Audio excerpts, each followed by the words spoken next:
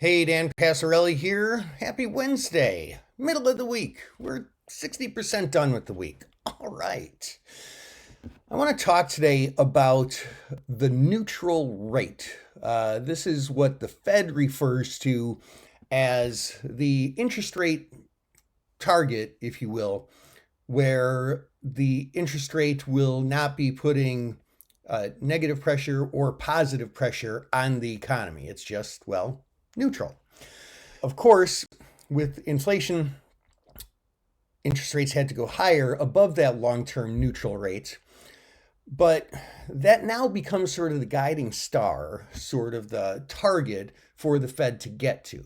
Now, a lot of it's not really observable, because there's a lot of different factors that come into play. I mean, mainly is the economy too hot or too cool, and does the interest rate have to go higher or lower, right?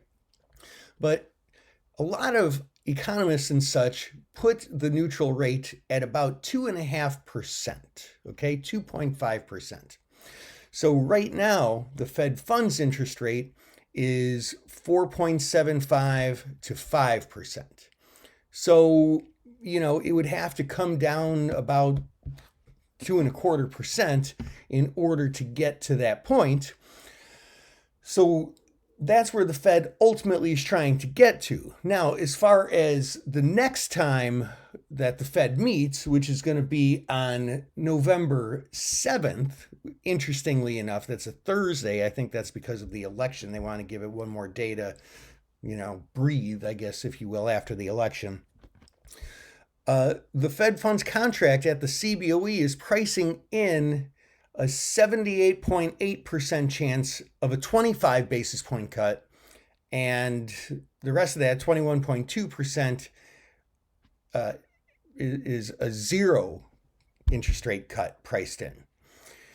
So there's a little, so this ends up becoming what it's all about. It's about the speed at which we get there, and that's governed by data. And every time the Fed talks, they say it's governed by data.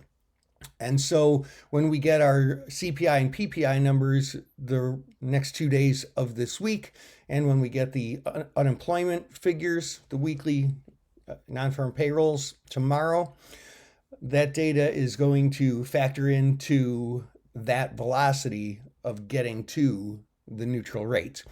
And we're going to be able to have better clarity by looking at the Fed funds contract at CME Group to see how these data points affect the market's expectations for the next meeting on November 7th.